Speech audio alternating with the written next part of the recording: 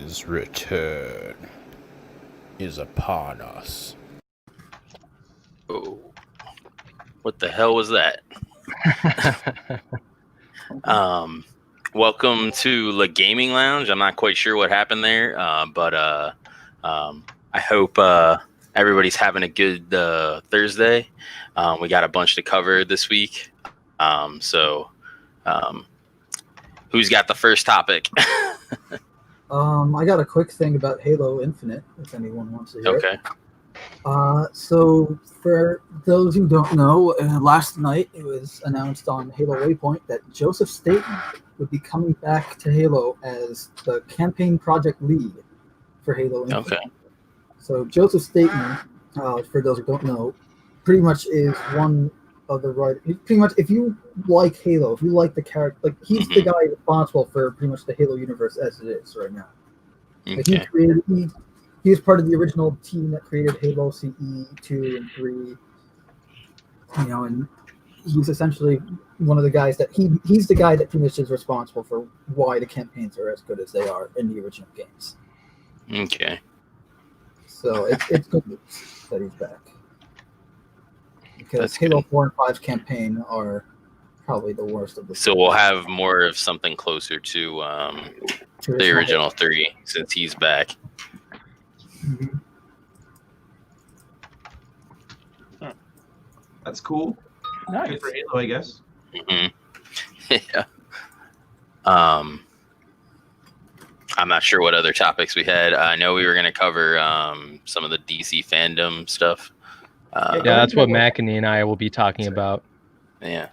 I played the Avengers beta finally. Nice. Yeah. nice. What did you think? Yeah, what'd you think? It wasn't that good. You didn't think it was that good? I didn't think it was good. It's not great, but it's fun with friends. That's yeah, really what the game is. It's I those don't kind have of to games. rely on fun with friends. Mhm. That's not. If it, I Fallout don't know. I 76 like is it. fun with friends. I mean, I played it with Angelus a couple of times. It was pretty fun. Yeah. I enjoy it. I like how Hulk plays. Freaking, what is her name? Kamala Khan. She's kind of pointless in the story. Yeah. But I like the than mechanics Hulk of her. in gameplay, which bothers me. What's that? She's tankier than Hulk when it comes to gameplay. See, I don't know.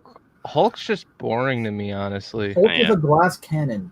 No, sorry, he's a glass 22 long rifle. See, I didn't have that problem.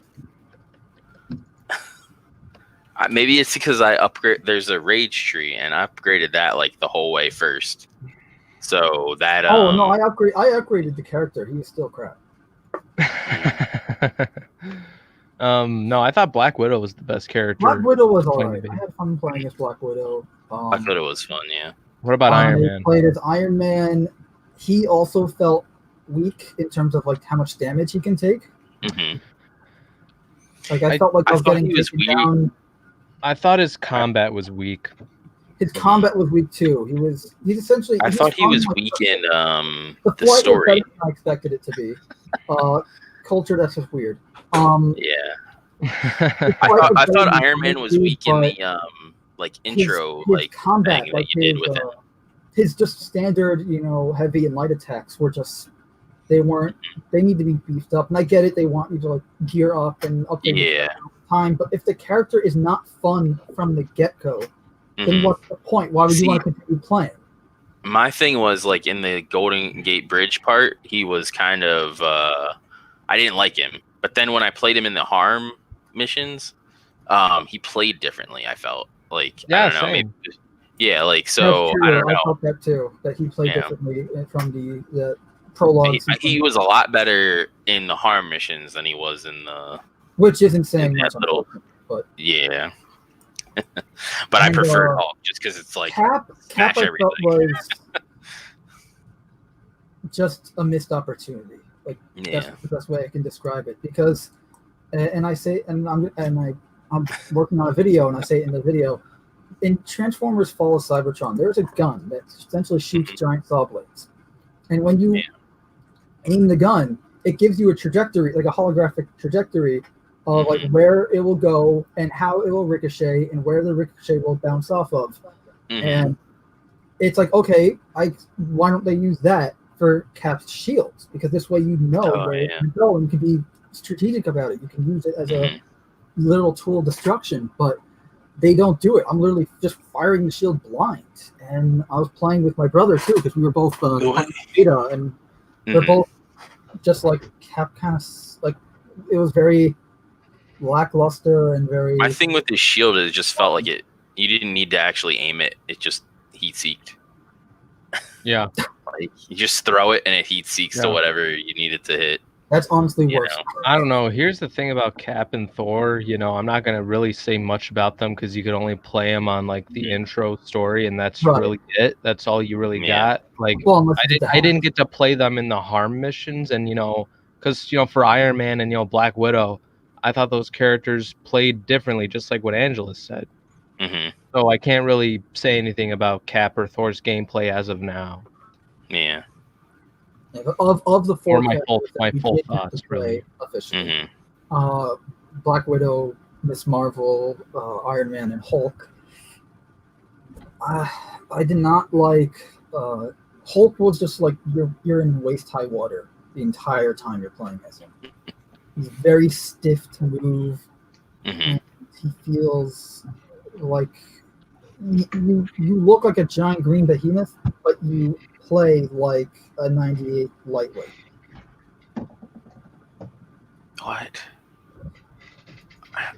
I have so many questions. That's just Apollo Patriot for you. I have so many questions, Apollo. Is that supposed to be a tampon gun or what? Because that's gum. Weird. Tampon gum? Ugh. I think he means gun, and it was because some of the conversation the other day was about winging tampons at people somehow. It was a really strange conversation on his celebration stream.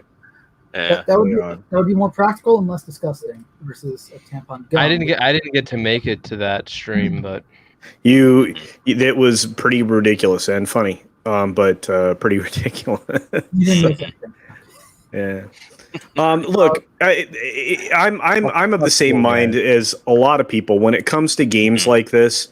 To me, if I can't do anything solo, or if it's not a satisfying game to play by myself, it's not a satisfying game. Thank you. To me, multiplayer has always been an additional benefit to any game. If it relies that somebody has the same setup that I do in order for me to have an enjoyable experience, because mind you, that's pretty much what you're counting on, is everybody else to have exactly the same or better than you, which means that if you're the one on the low end of the totem pole, you're dragging everybody else's butt down. So that's the problem with multiplayer. Now, it can be excused with varying forms of server side stuff where it will allow for the milliseconds of delay to be equalized across all parties. And of course, compensated for. Blizzard does that with their MMORPGs. But when it comes to a game like this, where that's not gonna be happening, your experience is dependent on the slowest amongst you, or everybody has to be performing in a great way. Now, there are some games. There are some of my friends I would never ever want to play with because they suck at them. So you know what I'm saying? So it's just if your game experience relies on others, the game sucks. Yeah, exactly. Yeah. And so so I can see where Mando's coming from, and I understand where you guys are coming from too. But what if you don't want to play with somebody else? I mean, like, I love playing Madden and I love playing MLB 2019 and games like that.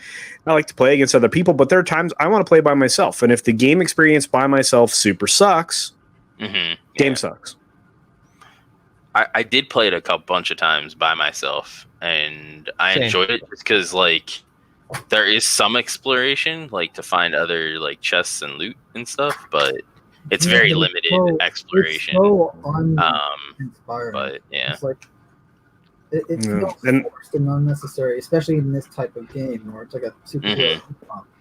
Well, I watched, and again, I've watched people playing it. Several people who've played it. Some of you guys here, I've watched people play the game.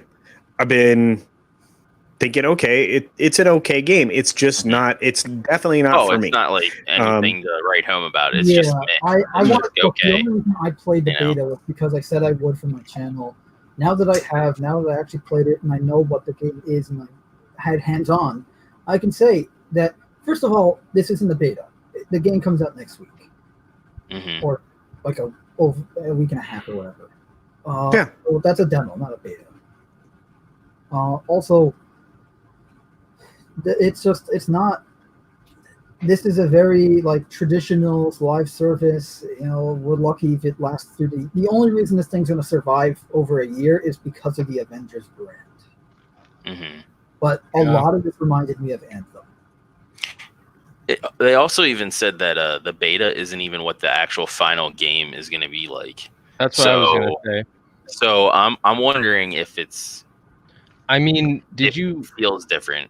I was going to say, like, I feel like there's going to be a lot more content when the actual game comes out. Like, you might feel the same in terms of like gameplay and all that stuff you had for the beta, but I think the stuff you'll explore and things. I mean. You guys saw the leaked roster, right, for the characters? Yeah. There's a lot of fucking characters in this game. Holy shit. It's pretty much just the MCU roster of Avenger characters. Yeah, kind of. I mean, not all of them are like MCU characters, but like, yeah. No, I'm pretty sure all of them are. So let me check. I have the list. So. No, I mean, one of them is like Mockingbird. That's not a character in the MCU. Well, she was in Agents of S.H.I.E.L.D. No, she's a character in the MCU. I don't. I've never watched Agents of S.H.I.E.L.D. So I don't. All these characters are in the MCU except for, I guess, Kamala Khan. Bishop. Yeah. I mean, she's gonna be in Disney Plus. Every single one she's gonna be in the MCU. Let's be real. No, she. Was it She-Hulk's also gonna be in the MCU as well? Yeah. So. And we all know who's writing that. Don't get into that right now. Yeah. I'm sorry, I won't get into that. Yeah. So, do we want to start covering do we have anything minor before we start going into the DC fandom? DC stuff. You said. Oh, you said. Oh, that's right. I wanted to cover the Didn't Mando? Wasn't Mando going to cover a Halo thing as well? Because I think Satan's coming back. Oh, I thought we were. I don't know. I thought for some reason Avengers was. Just go ahead, Culture. Just two more things about this game, guys. Yes, you are getting characters you do not care about. You're getting them in this game, and you're getting them in your MCU movies. So count on America Chavez being in, or whatever her name is, in the Doctor Strange movie, and count on that showing up in this game. The stuff that they are going to load this game down with are going to make it increasingly more uninteresting and unfulfilling to play. So just be prepared. That's all I wanted to say. I'd like to talk this topic more to death, but I mean, everything I'm going to say has already been said in my video. It won't be a day one purchase for me. That's for sure. Yeah, same. Same here. I even said it before. Like, it's not a day one purchase. No, I'd wait. Yeah. So, Andrew, you had something you wanted to say. Kai had wanted to talk about. Yeah, I think we should save the DC fandom stuff last because there's a lot to talk about, and there's also the Gamescom thing, which McEnany has been. I just did a live reaction of that. Oh, okay, yeah, you can talk about that. And I think that's something that me and Mando can. Talk about. And then we can talk about the DC fandom. Yeah. So, what all is going on with the D&D there, Kai? So, the D&D thing, excuse me, I came across this Cloudfish TV video about it. What are they calling it here? What's the Cauldron of Everything? I don't know what the hell is wrong with wizards and the people at D&D, but they got to be dumb as hell to be kowtowing to this crap when the whole premise of D&D is that you can be anything, you can make up. They give you the rule books are more like guidelines because you can change up whatever the hell you want. If you want to be a black human, you can be a black human. If you wanted, they have a whole book of Asian compendium for, you've got Asian mythical creatures, weapons, classes, etc. Like, and so what they're doing now to appease these stupid people with no imagination that they probably don't even play D&D. They just want to bitch about it. The cauldron of everything essentially throws out all the logic behind D&D, behind the playing experience. So like, if you're playing D&D, racials are a thing. Elves are more agile. Orcs are stronger. Humans are more versatile. It's not in any way discriminatory. Everyone has different strengths and weaknesses. Yep. And if you're a man or a woman, that also affects, because women have higher agility. They get, I think, +1 agility, -1 strength. But that's because of was it like that in 3.5 element. Yeah, that was like that in 3.5. I don't know if it's like that in 5e, but it was like that. I remember that being like that in 3.5. But then, either way, they all have their own special, things. Yeah.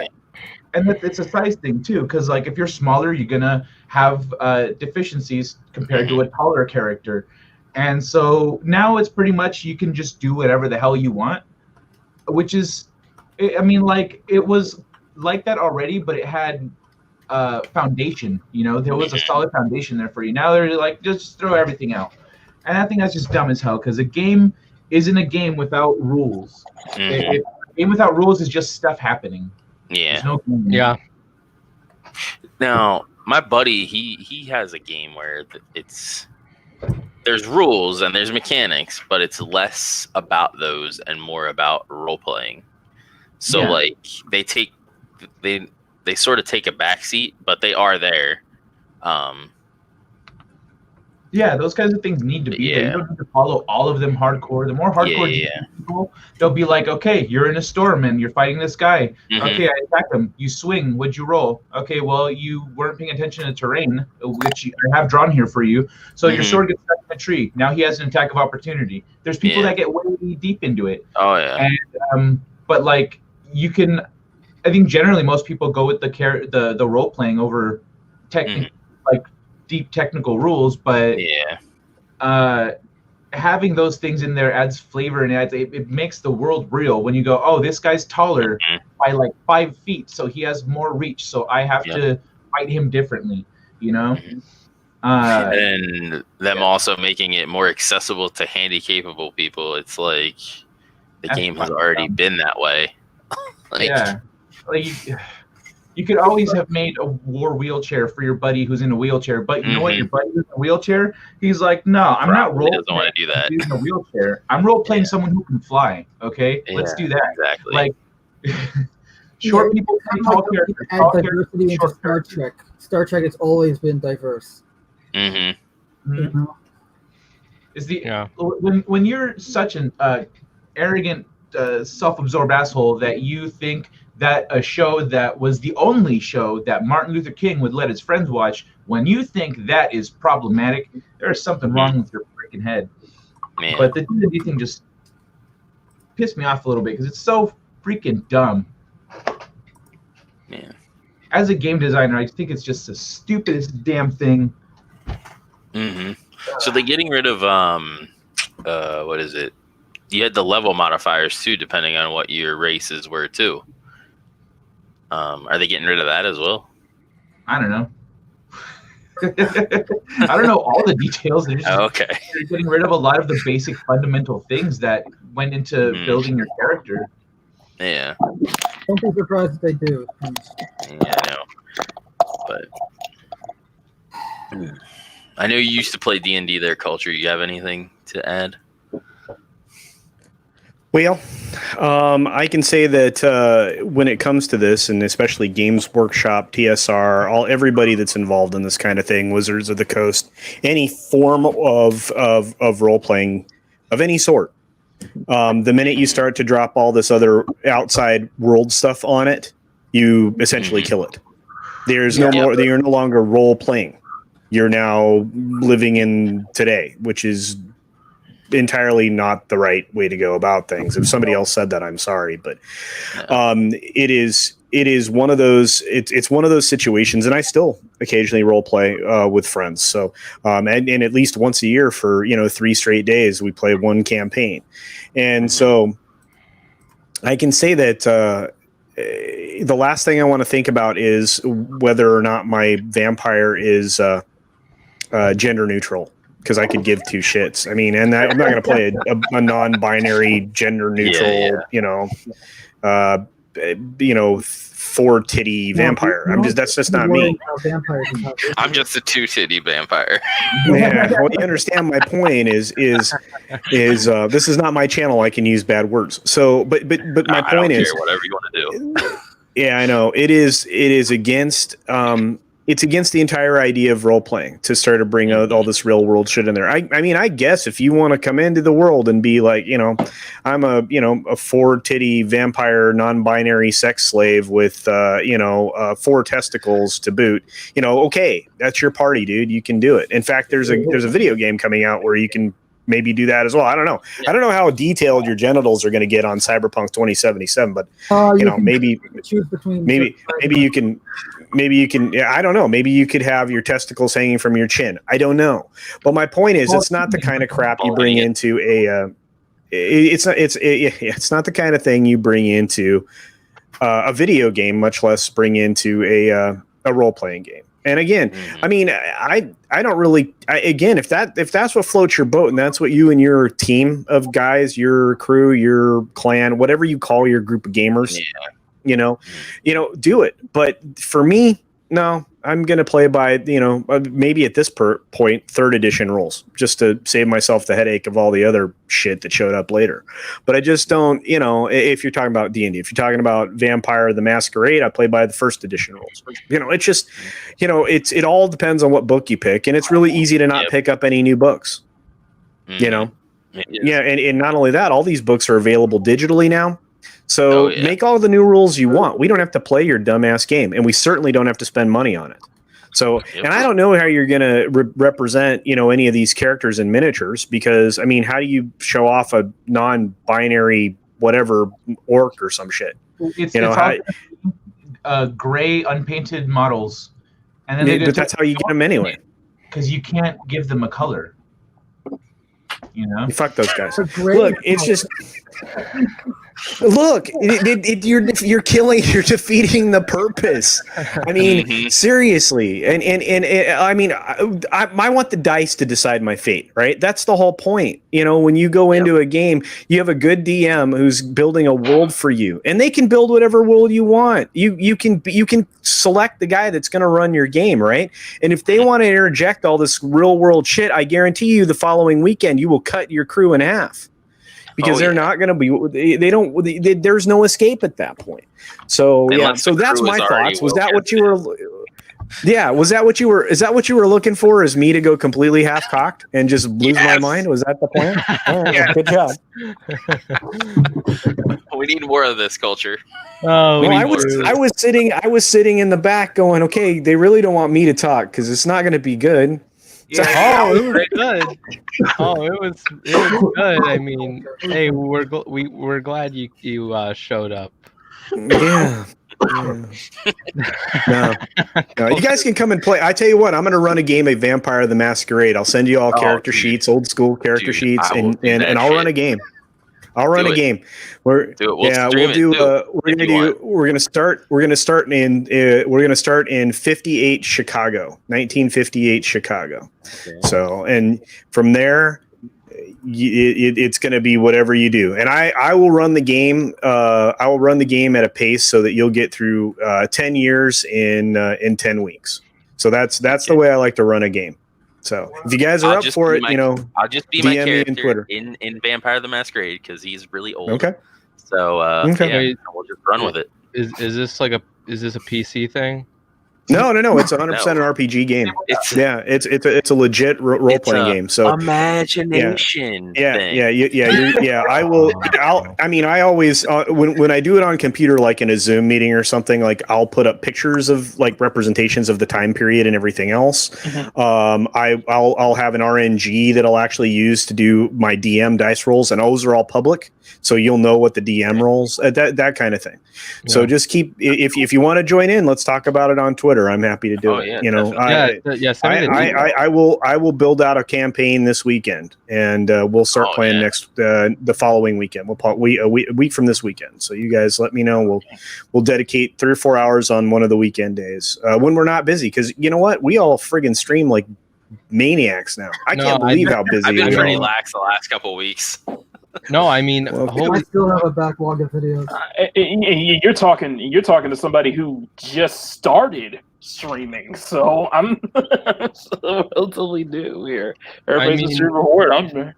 No, I mean, for myself, is what I'm concerned is like I have a pretty hectic schedule now that I'm back at school. So I'll try to see what works and all that for me. Like sure. Like the weekends and stuff. Yeah, that would work. Obviously, I'll shoot you a digital game book. You can take a look at it, and I'll shoot you a character sheet, then from there. But this. Oh, sure. Yeah. So it's one of those things where, the goal is to have fun. And I think actually on Steam, on the tabletop gaming thing, you can actually adapt one of the D&D style games so that we could actually play in there. And then you'd have more of a virtual playing field with everybody sitting at the table. So I'll look at that too. So why the heck not? I have plenty of time. I'm running 2 companies plus doing this. I got nothing but time. Well, I didn't ask for we love you, culture. At least you didn't have to torture yourself with the Gamescom event earlier today. I want to say hello. I want to hear about this while we're in the middle of. I only saw like 2. Topics. I probably seen like 2 minutes of the Gamescom thing because I had school during the time the stream was playing. So I'm just gonna put it in one sentence. If I didn't have to cover it for the channel, I wouldn't have watched it.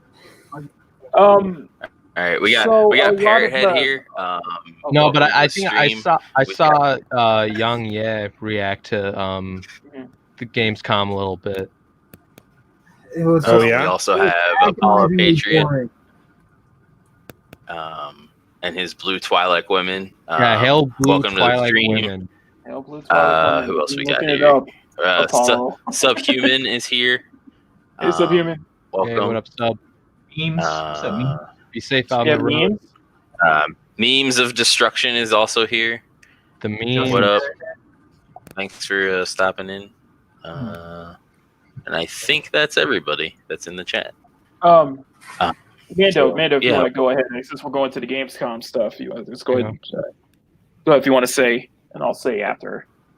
No, I was just going to say, like, really, it was just agonizing to watch, especially the Star Wars stuff, since I usually avoid that stuff like the plague. But I was watching it live, and it's just, it was kind of torture to watch it.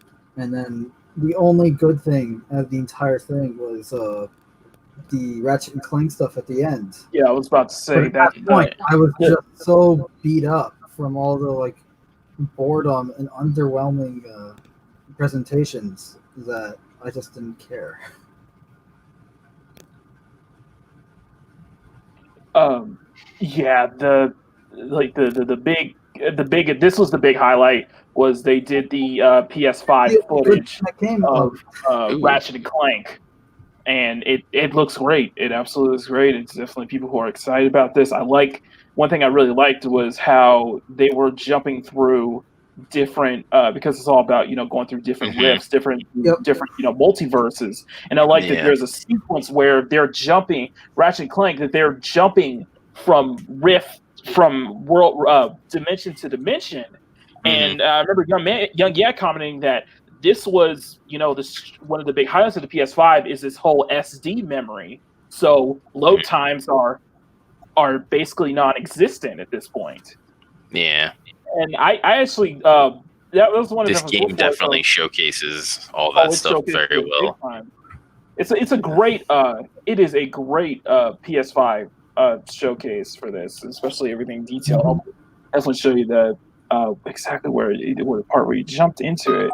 But for everything else, I mean, everything else was either just like small reveals or just updates to the updates to existing games, such as like Fall Guys getting a season 2 and such. So there's nothing really there was really very little that was new, and even some of the stuff that was new was just very underwhelming. And it's something to keep in mind that this is opening night, so Gamescom is going to start this weekend. So we're definitely going to have some more reveals. We'll have some more showcases and such. So this is just a sample. But yeah, this is the thing I was talking about. That I love. Like usually Gamescom is all about like you usually have a lot of gameplay. Yeah, see now, not gameplay. It's usually a new game being revealed, and I didn't see any of that here, with the exception being Ratchet and Clank.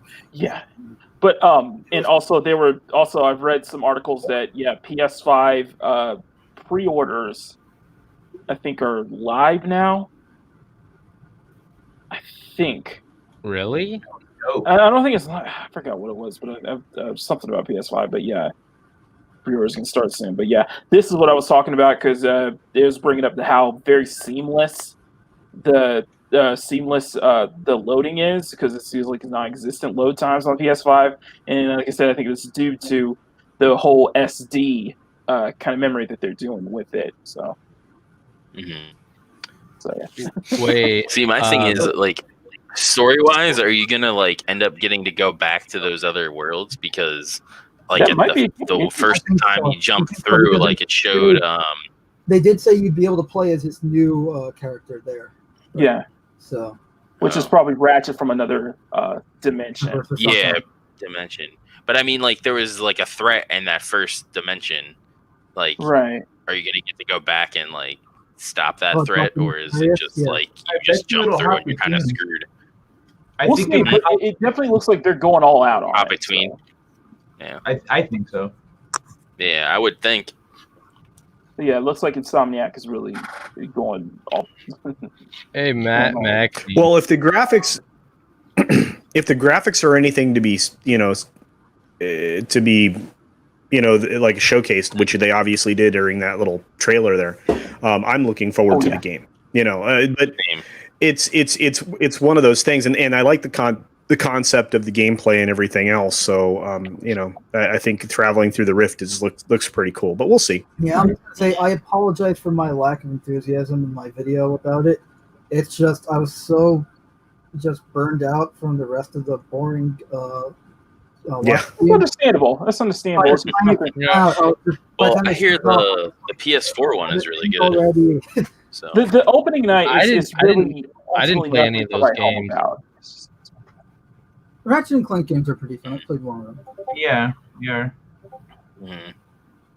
maybe I'll get to it sometime. All right, so do we want to jump into the DC stuff now? Oh, boy. Yeah, we can. Yeah, sure. Anybody else have any thoughts on the other stuff, or before we switch? I just want to. Oh, go ahead. Sorry. No, please, Makini. I would say probably the only big highlights was Mafia Definitive Edition and a few other titles, but that was about it. They basically saved the big one for last. Right. So. It's just and I'm hoping that along the way. Yeah, I'm hoping that Gamescom improves dramatically in the next 3 days. Because can we? I just don't know what more you're going to do. There's already been 2 major console launch with a whole lot of games. We've already been exposed to a lot of stuff. So I mean, I don't know what else they're going to offer. Maybe we'll see some gameplay from some of the stuff where we just got cutscenes. But I mean, and obviously Gamescom has some other stuff too. But we'll see. We'll see. Yeah, because it's just the opening night. And I will, if hopefully it's not as agonizing as today's, because I'm covering all of it except for Saturday. I want to just dive into just one thing before we get to DC, and this was because people were talking about this. Are you guys familiar with? Have you guys ever seen the trailer for Black Myth? Wukong. The what? Black Myth Wukong. Sounds familiar, though. Okay, let me bring this up. So this is because there's been talk about this. Let me get my screen up. Let me find my tabs. Black Myth Wukong. The trailer's got 4 million on IGN, but essentially what this is, it's a Souls-like third-person action game, but it's done. It's AAA, and it's done by Chinese developers. Actually, former members of Tencent.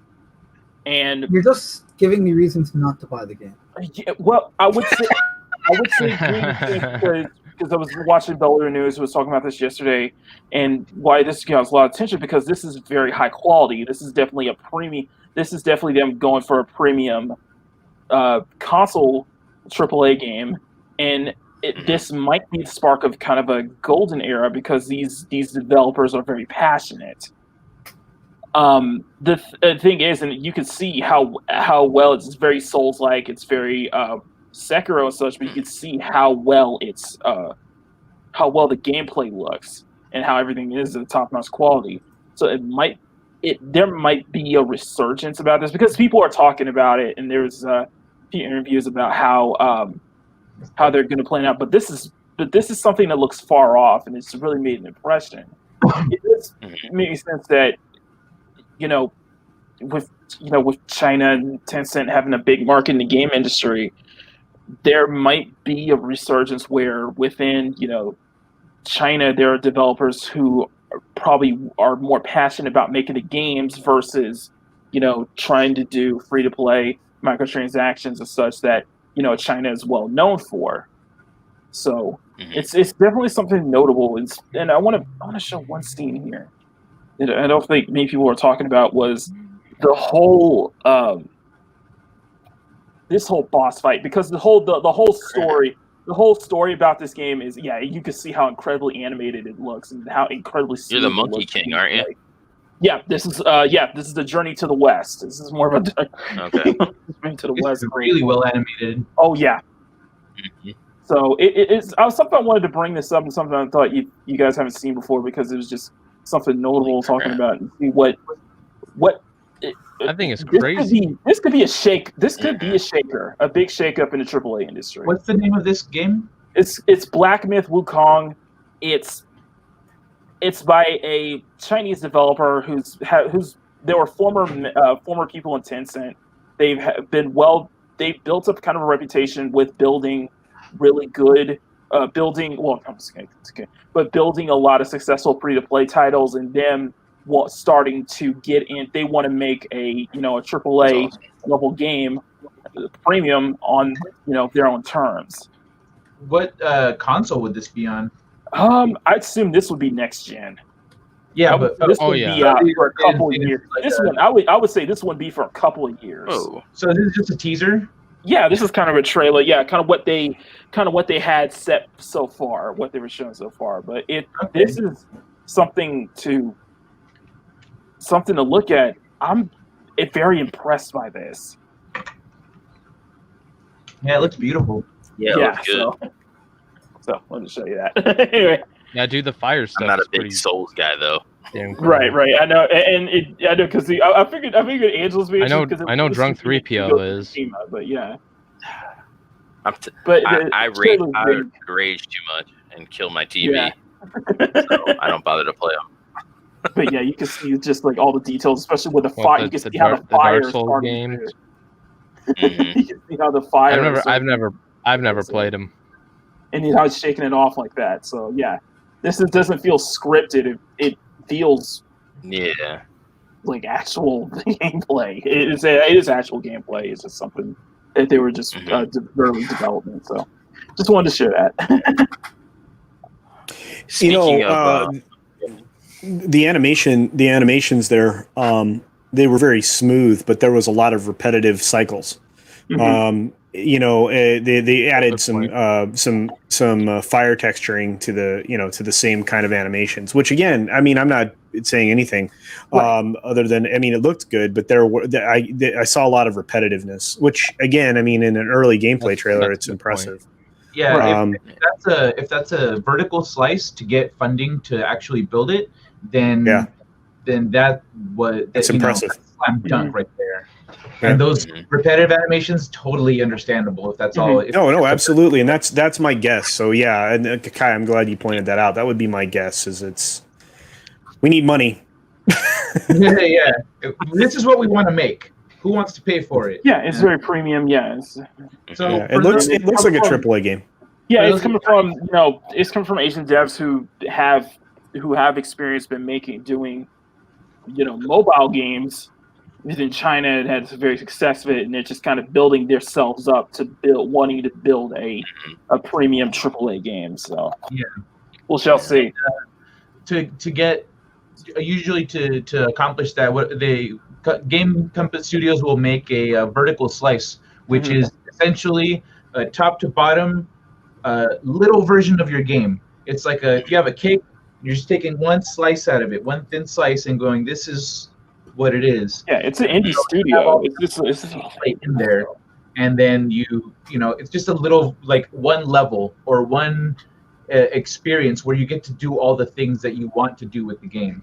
Yeah, and if anything, I hope that something like this would be a good sign to see, more indie devs and more indie devs, shape up the AAA industry and be kind of, a good kind of foundation for that, a good kind of change, a good shakeup. You know what I mean? Well, there's already been a big rise in indie game development over the last few years as tools become more available to smaller developers. Right. But in terms of an indie studio making like a big title, hell yeah, that'd be a huge shift.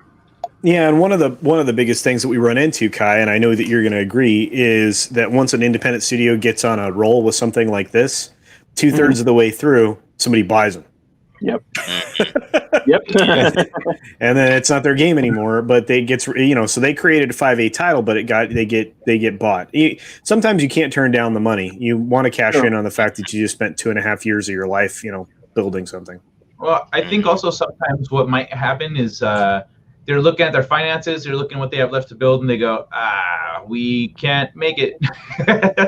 And someone goes, I'll buy your studio, then you can finish. And, so I think there might be some of that going on too. But yeah, that happens. But it looks pretty good. All you can do is hope for the best. So, I mean, that's what we can do. The Witcher has a mobile game coming out. Oh, that's like Pokemon Go. What? Really? Witcher has a game that's like Pokemon Go coming out, which I'm kind of interested. I'm kind of interested. Yeah, I know it's a mobile game, but what are you gonna do in that? You fight monsters. Fight monsters. You fight monsters in the real world. Why would you be excited for that? Yeah, I like Pokemon Go, so I'm like, but mobile games are lame. Lame. I can play Clash Royale. Yeah, Pokemon Go is different though. Still, yeah. Mobile games aren't games. All right. I think we should limit our gaming discussion to actual games and not mobile games. Thank you. Thank you. Yeah. Thanks, Culture. I'll agree with you on that. I'm just kidding. I'm kidding. I know. La Mobile Lounge. Le Mobile Lounge.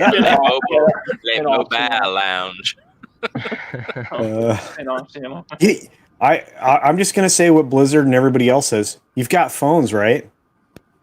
Yeah. Okay. Oh my god. All right, I guess we should get to the main event. DC FanDome. Oh shit! I'm before we begin, I want to say one thing. Culture, I am in agreement with you on Pattinson. for Batman. So I'm just going to get that out of the way. I'm with you on that one. Ooh, okay, all right. Then I'm just going to sit back and watch this happen. I'm still giving him a chance. There's a Are we going the GQ article ruined it for me. Batman, or talking about Gotham Knights first? Let's do Gotham Knights. Whichever you guys want to do first. Well, how about this? Good news or bad news? Bad news. Bad news Okay, first. then the Batman. Yeah, bad news first. And I think I know what you're talking. Because I can get to the good news. Well, the good news is the Gotham Knights stuff. Yeah, exactly. They confirmed that. No, they confirmed that. So, all right, let's just go because I have it up here. Yeah, get to the article because I have the article as well. So pretty much they did an interview with the devs, and for anyone who didn't know, this is not in the Arkham universe. This is a standalone, its own thing. Its own I knew it would be. You know why? Because Batgirl is in this, right? And in Arkham Knight, she doesn't move. She can't move. In the trailer, it shows her standing up and the wheelchair by her, though. Yeah, but that I don't know. Also, they mentioned that Jim Gordon is dead, like that he died before Batman died, and in Arkham Knight, Jim Gordon becomes mayor, and Alfred also dies with Batman, whereas Alfred's alive in this game. So exactly. Hold on. So did you say that they have her standing up with the wheelchair next to her? Like she already has a wheelchair? They're like, why do you own a wheelchair? I don't know. I just think it might be useful. Well, you can make the argument. Well, maybe some tech or whatever made. I think some tech from Gotham. Because that was kind of a similar thing with New 52 when Barbara came back as Batgirl. Mm-hmm. So, I mean the leaks for like a new Batman game, which is this. They even said like, oh yeah, it's gonna be a reboot. Well, they didn't say reboot, but they said it's not going to be Arkham because they are continuing the Arkham series. I want to play some games. We'll get into that later. So, pretty much what they say here is how it is going to be a full open world, no level gating. You know, right from the start, you can go anywhere in Gotham. You have special abilities in the game or special moves or whatever, and you have a skill tree. Obviously, we saw the gameplay here that they showed off. They said that it's going to feel familiar to combat from Arkham games, and that makes sense. These are the guys that made the Arkham Origins. But it is going to be, which makes sense because you're not playing as Batman this time around. You're playing as pretty much all of his proteges. Right. Subordinates. And level, because if you know from the gameplay, they had the enemies have, I figured I'd just put that in the background. The enemies have little levels. Yeah, that's much better. What? See that shit is cool. That's dope. Yep. And if you check the enemies have levels above their head later on. So what they're talking about with that is the enemies will adjust. It won't just be like, okay, now that you leveled up, the enemy will be like either like a few levels below or a few levels above you. It might just be like a completely different. They'll level with you. So, like for example, if you're level 10, you're going up against like say just a random grunt, and then you go to level 50. Maybe that grunt is going to be more like a heavy guy instead because you're now at level 50. So that's the kind of thing we're talking about. And they also talked about how each night is different. Each night is different. You know, like your Red Hood. You know, for starters, Red Hood has better ranged attacks than any of the other characters. Playing Red Hood all day. Big, guns. But yeah. So, and they're talking about how it's kind of like the event. This one reminded me of the Avengers thing. You know, like, oh, your Red Hood will play different than my Red Hood type thing. But they actually explain how. And not just say like to say specifically between the ability tree for Red Hood, which is very unique, and his gear spec, and the way you can modify and upgrade both his ranged weapons, his melee weapons, and his suit. Absolutely, in fact, the range between character builds remains actually quite robust throughout the entire game. And this is referring to the question of how different can the knights become, and how do the character skins work? Are they made up of individual pieces of armor or full skins?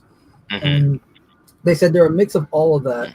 So just to be clear, when we talk about gear, we're talking about your melee weapon, your ranged weapon, and your suit, which has certain armor characteristics. And then there's your suit style. That's the sort of skin suit. Like your full character skin, because we didn't want to turn into just a random crazy quilt. What we've done is we've got distinct suit looks, and then within that there's accessory variation that the player can tap onto with the suit armor characteristic things that they mentioned earlier with the gear. So pretty much you have your skin, and then you have armor that's like gear that you can earn that will affect how your suit looks. Which I like. I like that they incorporate both. Yeah. And then what does co-op have? Get a little more customization out of it. So, and can two players co-op? Yeah, that was it. Red Robin mask is pretty damn cool. Yes, it is. So because the characters are so distinct from each other, there's a bit of asymmetry, a bit of complementary skill set and ability set that actually makes teaming up kind of awesome. Oh, that was a nice move. Characters. Mm-hmm. Now, if you happen to have two Batgirls, you can also do that. Obviously, the potential of having two different Batgirls builds and how they look. You can do double. You can double up. But you can play like you and I can play together and both be Red Hood kind of thing, or Nightwing. Or that's sick. So you can have two Nightwings or two Red Hoods. Yeah, play one character, but you can have two different builds. I will play the shit out of Nightwing. You can be as like I'm wearing a King Drake Robin outfit. The other one's wearing a. Well, I'm going to be none Batgirl ever. So I am a Nightwing fan to the core. So yeah. I remember watching this trailer and I was like, yeah, I am so in.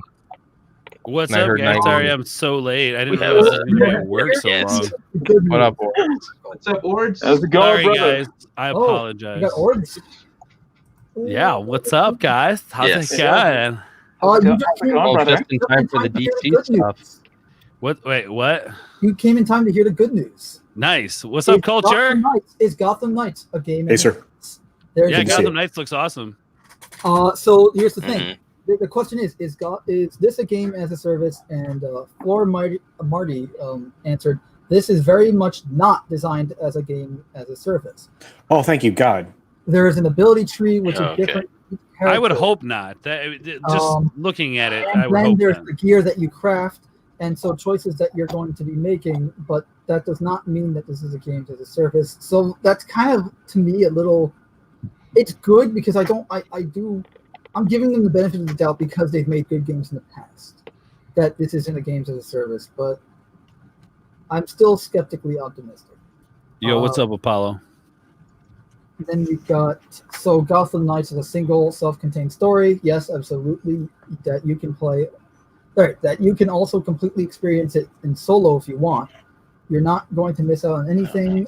If you're playing single player, you can play offline if you want to. We think that teaming up and living that dynamic duo fantasy can be also a very great experience for players. But we won't force it on. Iceman, is he like the main villain, or is he like? What's that? No, he's a main villain, but they teased that the Court of Owls is like the main. Yeah. That's right. The whole storyline is going to be. Now they do answer why is it 2-player co-op maximum, and they say you can have 4-player brawler experiences, but I think the more you try to lean into that, the more you end up having to create environments that only really work for that. So pretty much it was a level design thing. They decided to make it better for level design to only have 2-player co-op, which I'm like, you know what, that's fine. Okay, so it's 2-player co-op, but 4-player brawls, or yeah. So there's some kind of multiplayer mode that allows you to have all 4 players. Okay, all right. And then they talk about like if you look at the fantasy of the Batman family, and when these heroes get together, it is often weirdly kind of a drop-in, drop-out scenario. They'll be rolling their solo crime-fighting efforts, and then they'll cross paths, and so that's why it's not 4. It's not like they're teaming up all together to work together. They want them to feel more like in the comics, where it's just okay, I'm doing this, and then I'm following the same case, so we just work together type thing. I like the cut, like the gear looks customizable. That looks fun. And then I like the diversity of like abilities, like with the 4 different characters. So if you want the Batman feel that you're used to with like Arkham stuff, you've got Batgirl who will kind of fill that role. And because they both have capes and that kind of thing. Right. And there's the gliding element. Then where you've got like Robin, which is the more like one-on-one close quarters kind of fighting, and then you've got Red Hood, which is your distance fighting, which it's just a lot of stuff to choose from. Literally. And then you got Nightwing, who's probably going to be the fastest one. I was going to say Nightwing acrobatic skills. So, and because like Batgirl and Robin, they're almost kind of the same. I would say. Well, I think Batgirl probably focuses more on like gadgets, whereas Robin probably is more just straight like hand-to-hand melee combat kind of stuff. Yeah, I feel like I agree, but I think Nightwing is like the number one, melee combat kind of guy. Well, he'll probably be a combination of all of them, really. Skills and his speed. Yeah. He'll probably be like a combination of like if you wanted a more like well-rounded character, meaning like a little bit of melee, a little bit of that Batman. You'll probably go with like a Nightwing. Right. Yeah. And for distance, just like what Mando said, that's and you have guys like Red Hood be like, okay, I'll shoot you, but then I can also punch you if need be for close. So you're more of like a brawler. I'm playing Red Hood for sure. I'm playing Nightwing for sure. Nightwing. Okay. I've always wanted to play more Nightwing in the Arkham games, so same. I'm pumped. All right, so we also have. So that may be one of those games where I don't stream at all either. Halfway through. I just want to say, I'm just waiting for Mando and everybody else to say what they're going to say before I. Just go. I'm just continuing the article. Let's hear it. I'm pretty much. Yeah, you go ahead. All right. So, because I know everybody's, I'm probably the one out of here with the biggest concerns. Concerns are good, man. Concerns are good. Yeah, they are. I won't deny the potential, but I'm still waiting on I'm still waiting and seeing if it's actually. The first thing is when I brought this up with Runner Studios is that when I see the co-op gameplay. And I worry that this is going to be a live service game. And then you hear it bring up the word gear system. Now, I'm afraid that there might be a skin shop, that there might be locked elements where you have to grind out to get to this boss or get to this part of the level. That's what I'm afraid of.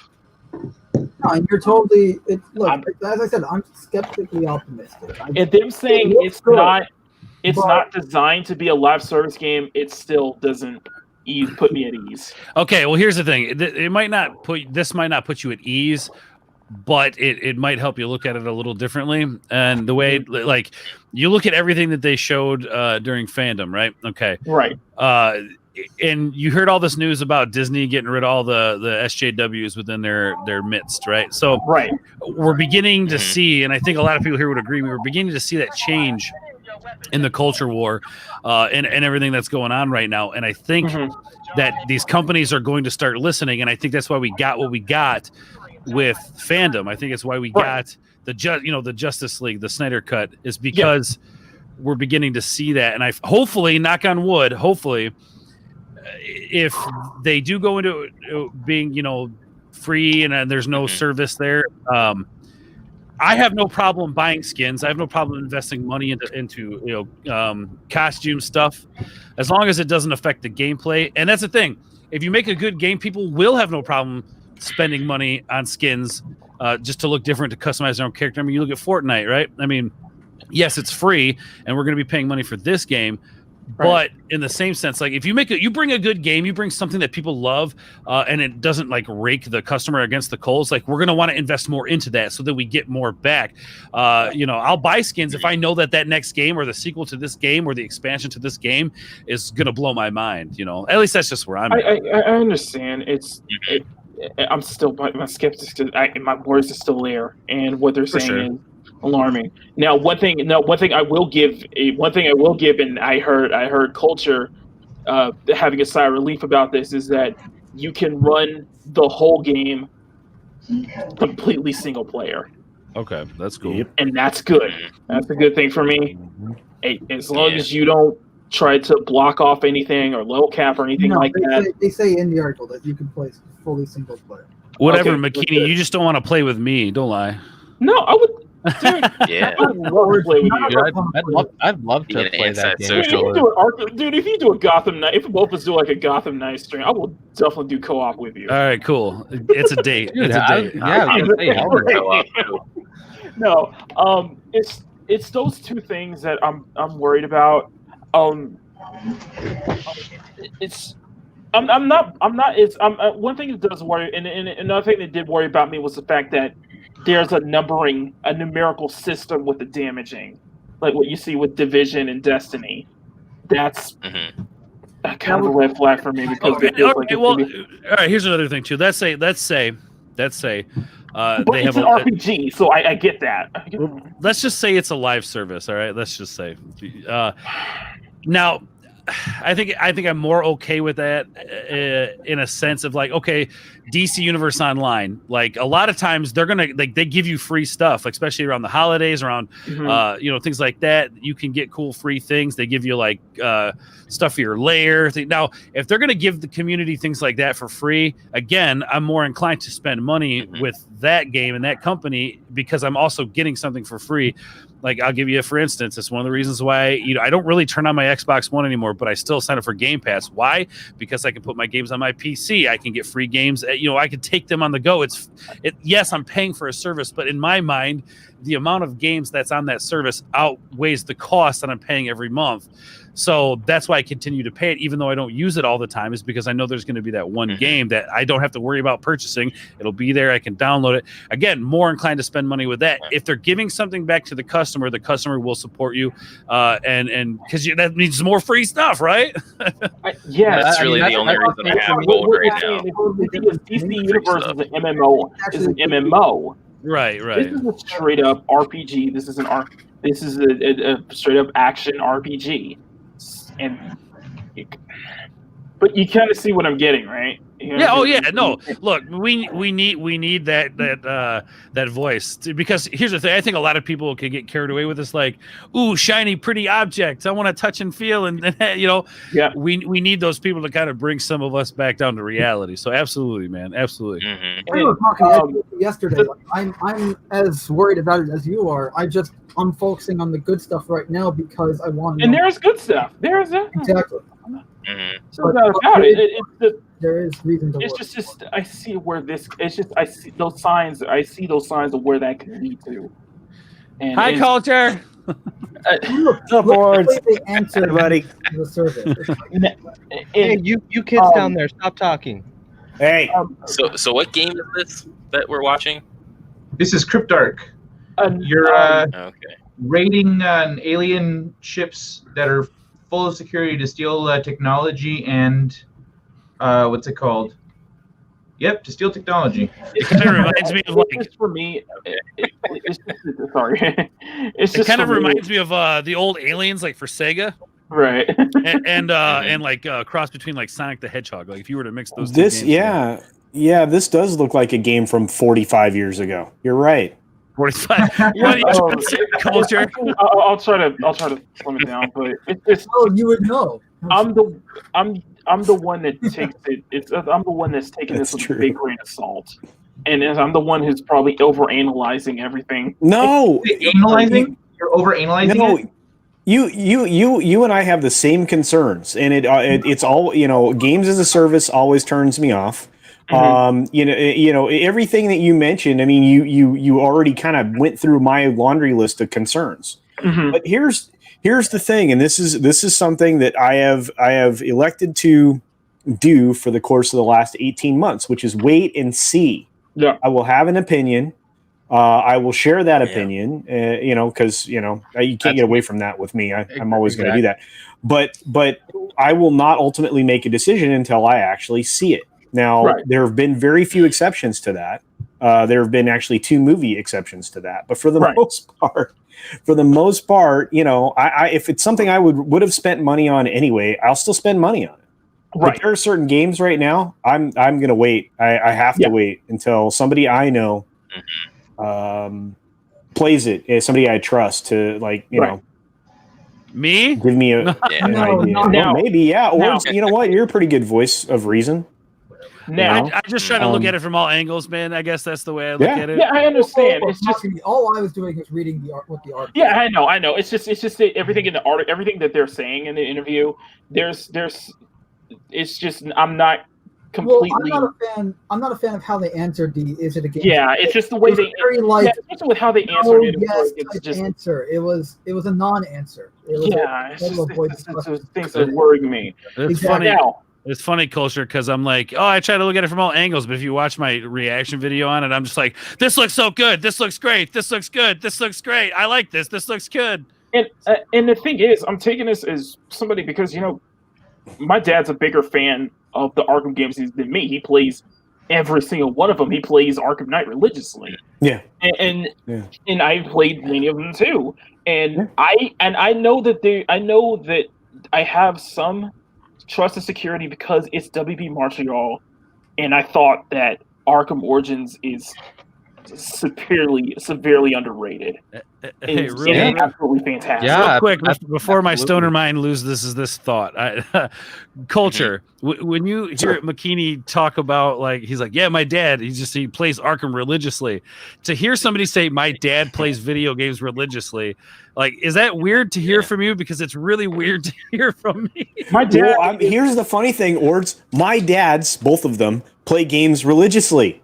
I'm not kidding you. Really? I am as often to play MLB 2019 with my dad, or play Call of Duty or something with my other dad. I mean, it's like the weirdest thing. But see, we grew up. You have to remember, and or you actually know this. We grew up in a time when you went to the video arcade, but you usually didn't go alone. You were in the right age where a parent went with you. Yeah. Well, guess what those parents did while they were at the video arcade? They usually end up kicking your ass at Defender or something like that. So it was, it was a family experience. Yeah. The other thing is, my dad is the biggest Batman fan I've ever met in my life. So that maybe Kai can relate with me then. Yeah. Kai, can you relate? My parents stopped at SNES. That's where my parents stopped. My father has the build of that. We're talking about parents. It was weird because, to hear, for me anyway, to hear McKinney say that, his dad plays video games, a lot, it's weird for me to hear that because, my parents wanted nothing to do with any of it. Right. Yeah, I was lucky, Ords. My parents I was lucky. do not give a shit. But I got into the Arkham series because let me I'll try it with you. My dad actually tried designing a game, not a video game, but he actually designed a card game. It was like putting together cards and playing cards and darts. It was pretty interesting. Nice. But so he was a gamer at heart, and I think some of the traits that I got that made me a game designer, I probably got from him. Mm-hmm. But I don't know. It is a little strange though because. It's not the norm, right? On. Yeah. That's cool, man. That's cool. That's a cool experience, man. Now, all of my concerns aside, I like everything I'm seeing. I absolutely like everything I'm seeing a lot. It was looking pretty. The combat looks as good as what we saw in Arkham Knight and what we saw in the previous games. And I hope it's more deeper, and I hope it's more fleshed out. Because I feel like there was a lot of depth with the Arkham Knight, and especially Arkham City. Yeah, and Let me ask you guys one question here. Yes. What do you guys with the fluidity of the double play? What do you guys think of those cool kind of double team maneuvers that you can do? Do you think that there's going to be different characters do different combinations? I hope so. I hope that happens because I like the dual takedown stuff in Arkham Knight. again, that. like there are some things in Arkham Knight that I absolutely loved. Like the combat is so much more improved. Here's the thing, Arkham Knight, in Art Asylum and City. I still like those games. They're classics, but the gameplay and the combat isn't as great when you play Arkham Knight. Look, Arkham Knight. Mando, what were you saying? Problems, but the gameplay is the pinnacle of the Arkham Exactly. You feel like Batman. You're story super fast. Got it. It was like everything just came together. They finally got the nailed. Gameplay is like essentially it's everything from all the previous Arkham games perfected. But then you have the story and the forced tank segments that are just on top of that down. That's the reason why people now the things that I'm hoping for. One, I'm hoping that there's going to be some detective work. There's going to be some stealth elements because that's one of the things Batman's known for. That's one of the things Arkham is known. The Arkham games are known for. Plenty of stealth, plenty of detective elements. I hope that they continue to have that be a big factor. Two, I hope that with the bosses, it's not just a brawl fest. That there's that you actually have to think. You actually have to be creative with each boss encounter. We saw that with Arkham Knight, with how creative they did their boss battles. You know what I want to see more of? I don't know, and maybe some of you guys have not played the game, and maybe some of you have, but do you guys remember Legacy of Kain at all? Soul Reaver? Soul Reaver, yeah. About that recently. Okay, so if you guys remember the puzzles they had in that game, it took time. You had to really think in order to get to that next stage. I miss games like that, where not only do you have great gameplay, great environment to interact with, but you have these puzzles that like frustrate you in a sense, but it's almost like a boss fight. Like you go back and so many times to fight him, and once you beat him, it's that satisfaction. It used to be like that for me with those puzzles. Like I couldn't figure it out. But once I did, man, it was like, oh, hell yeah, I figured it out. That's how you do it. I feel like we're missing a lot of that. And I hope with this, being the detective element, I hope we get more detective stuff like that. In terms of, I want to jump in there because that's what I love about the Zelda games is I can always count on them having good puzzles. There's always going to be something that I have to figure out. And that was the thing that I found so satisfying about beating Mr. Freeze finally in Arkham City. I have to figure out how to beat him. And the third thing is kind of a wish list. And I'm hoping they could do something like this. Now, Mando, you said this game is it's set in its own universe. It's not. Yeah, it's not part of the Arkham universe. I'm hoping that this means that, for starters, Mr. Freeze is alive. Yeah, I'm hoping that this means that the gear sets and such, and the skins and such, I'm hoping that means that we get to play other members of the Bat family. So, think of how awesome it would be. Think of how awesome it would be to have a Batgirl skin where you actually play as Cassandra Cain. I've heard, or even be able to play as Terry Kelly, Stephanie Brown, Dick Grayson, the first year's Robin. Really, they can really get into that. Because they have so much lore, they could get really deep to the Bat family to set up. That would be something I would love to see, and I hope they could do something like that with different alternate skins that allow you to play as different members of the Bat family, and even different characters who took up the mantle. So, Magony. As I said, they have a rumor that Azrael will be a playable character. Azrael would be great. Oh yeah. Yes, that'd perfect. Oh my God, the sword and all that. Or maybe they could do Kate Kane. Maybe they could do a good Batwoman. Maybe it could. And we played We played board games and stuff growing up. But what about Catwoman? That'd be cool. Culture, hear me out. A Kate Kane that would completely negate everything that the CW is doing. Okay. Look, anything as long as the name Berlante does not appear anywhere near it, I'm probably going to be better off. Thank God. That's what's up, culture. Amen. Amen to that. You want to get into that shit right now? You got me jacked, man. Sorry. I apologize. I didn't mean to rant on your channel here. I'm just saying. You said Berlanti, and it triggered me, bro. That was the That is the most happy rant I'll I've try ever as seen. much as I can. I'll just try to wrap this up. In the end, Thanks, I'm brother. still looking forward to this, but my concerns are still. My concerns are still apparent. Yeah, And I have to see what we can do. So, speaking of, sorry to interrupt, but speaking of boss battles and stuff like you were talking about, because it's WB Montreal and all that, I'm just like, give me another Deathstroke boss battle. Oh my goodness! Give me another Deathstroke boss battle. That was the best thing about that game. Speaking of DC, did anybody see that Mortal Kombat animated Scorpion's Revenge? I did not. I've heard good things about it. Animated Scorpions? Yes, yeah, dude. What? Where you been, Kai, bro? You should be honest, man. Yeah, I've heard good things about it. Oh, it's good. I'm a big Mortal Kombat fan, but yeah, I didn't see it yet. Yeah, no, go see it. Let's get it. I wanted the steel box and everything, man. Nice. I had wow, to, dude. It's beautiful. It's even in it's like an hour and 20 minutes long too, so it's pretty decent length. Oh, it's a good movie. Aaron Reich is the editor on this. Okay, yeah, that's definitely going to be pretty good. They straight have like the most savage fatalities. Like, you thought the Spawn animated series was like gory back in the day. This movie makes the Spawn animated series look like child's play. Now, what I bet.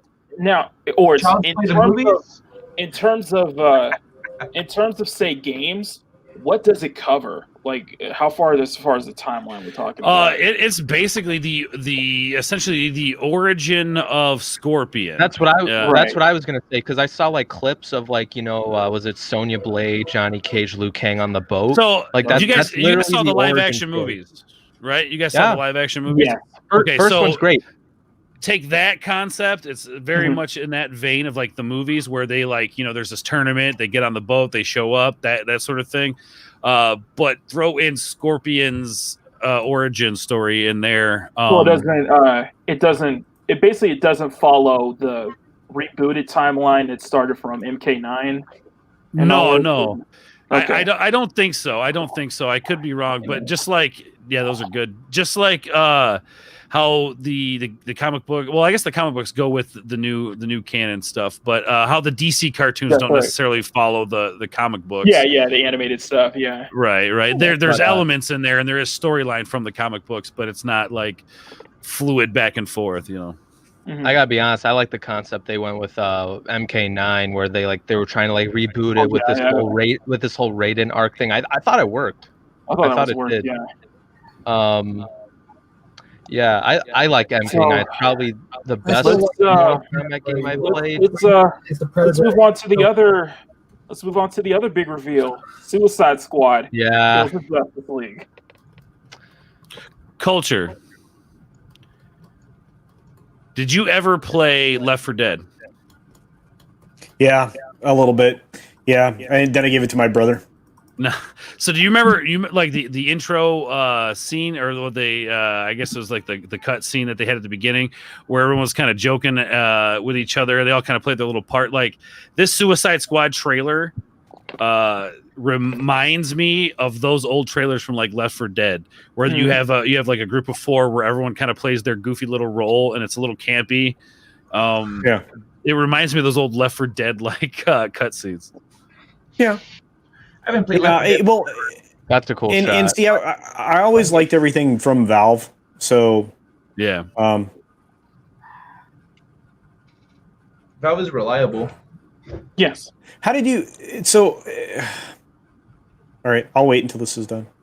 Also, this is supposed to be set in the Arkham universe. Oh no, I'm just putting this in the background. I'm actually kind of interested. How it's here's set the up problem. and all that. Here's the problem. Just right off the bat. Deadshot's not black in the Arkham universe. Thank you.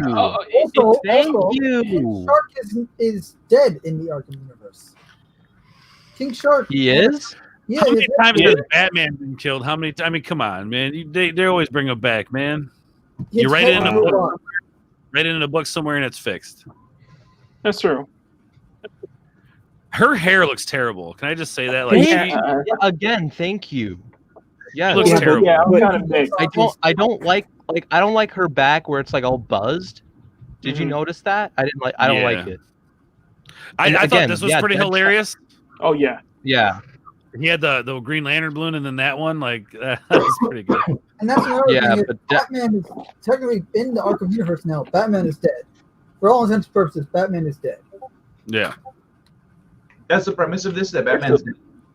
Batman is dead, and King Shark yeah. should be dead because he blew up in Assault from Arkham, which is canon in the Arkham universe. Okay. Or did he? Maybe this game answers that question. His head blew up. We saw it on screen. It's a weird timeline, dude. Earth 53 is a weird timeline, dude. Earth 53 King Shark. Come on, man. Yeah, that's true. I mean, and my one question is, how the hell is Superman involved in this? Because we didn't hear much about him in the Arkhamverse. That's probably why they're introducing him, is because they haven't heard much of him. And can we get a storyline where Superman isn't a freaking bad guy already? Thank you. True. Why can't it be so? Why do we always have to? Like you see references to Arkham Knight when he goes to when Batman goes to the what's the third island that they're built under construction, and you see like references to Metropolis, Queen Industries, even fly to Metropolis, run to Keystone. Yeah, and then you had that voicemail from Lex Luthor. Yep, and then even like if you're flying around or whatever, every now and then you'll have some thugs just go like, I'm glad I'm in Gotham versus Keystone. Yeah, the Batman coming because Flash is in Keystone and can't see him coming because he runs at the speed of light. I think Flash being in this series is kind of cool. But so is this what we can? Well, I guess. I'm not thrilled with the graphics, but that's not new. Well, this is a cinematic trailer, and it reminds me a lot. No, I know it's just pretty weak. It reminds me a lot of the Injustice cinematics. Yeah, Let me correct myself.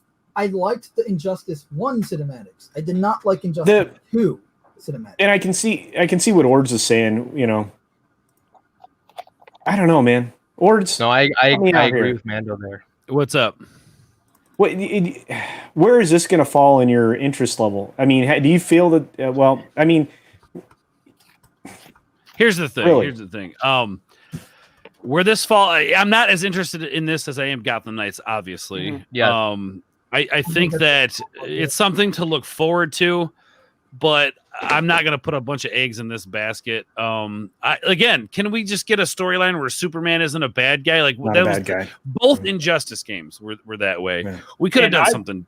What's up? And I love the story of Injustice games. Yeah, I love those absolutely. Injustice too, but yeah, it's an overdone. But here's the thing: Superman being a bad guy in this is for the way in video games. We've been there, we've done that. We don't need to see Superman evil again. Right. And in some ways, it kind of makes it sound like you guys would have been better off if Rocksteady actually did the Superman game. So you think of how they would have done. When's the last time we had a Superman game? I prefer to get a Justice League game over killing the Justice League game. Yeah. Yes. I mean, look what Marvel's doing with the Avengers, man. I mean, something like that. Why can't we have? No, I don't want something like that. No, I'm just saying. I'm just saying that, like in that vein, that like why can't like? I don't think he means it the way you think, Mando. Yeah, okay. Yeah. No, I'm not. I'm just saying like a massive like good Justice League game where and I'm not talking DC Universe Online, which that's fun, but it's not an updated game. I'm something new, something fresh, where I actually have to, I'm Batman, or I have to, or I'm Green Lantern, and I have to go find Batman, and I have to find Deathstroke to do, you know what I mean? Like something big and massive like that. Yeah. But Ords, Justice League versus Suicide Squad, the game, essentially, where you play as the Justice League and you're being hunted by the Suicide Squad. That would already be a better game, because think about it. Through the Arkham games, you're always the Predator. You're always the hunter. But now you're the Justice League. Like, you can play as whatever Batman. Well, not Batman. At least if it's still in the Arkham universe, no Batman anymore.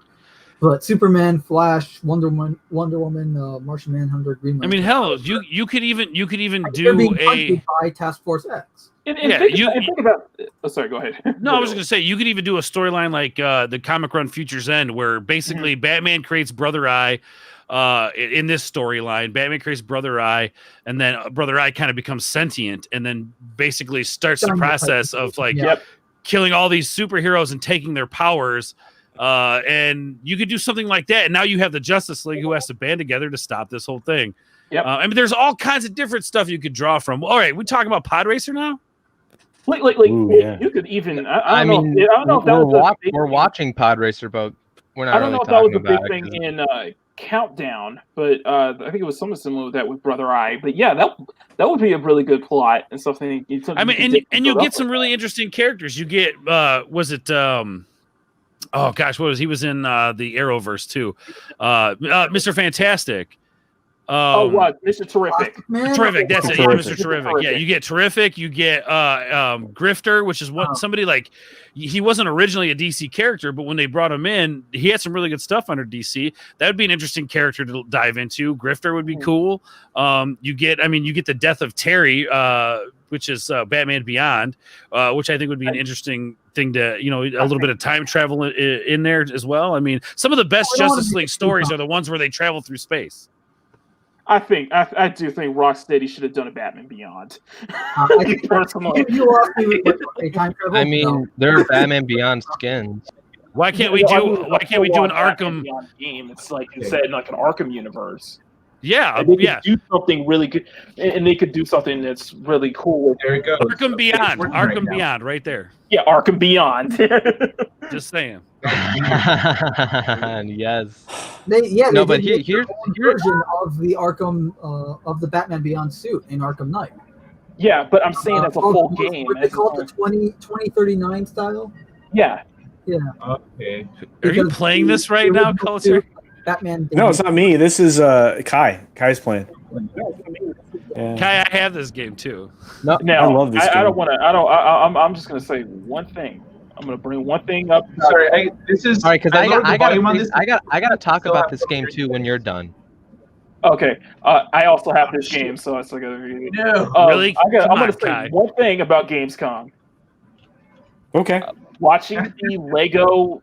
I'm sorry. I'm gonna have to bring this up. Oh boy. Lego Star Wars. I'm sorry. That was painful. They caused me physical pain. Now, there are some funny, and there are some elements I did laugh at. But you can't lie to me and tell me that everything about this is better than the sequel trilogy.